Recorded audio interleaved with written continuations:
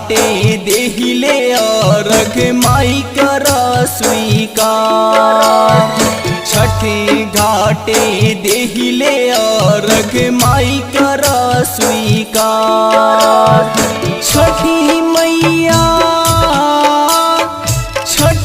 मैया तोहरे दया चलेला जग संसार।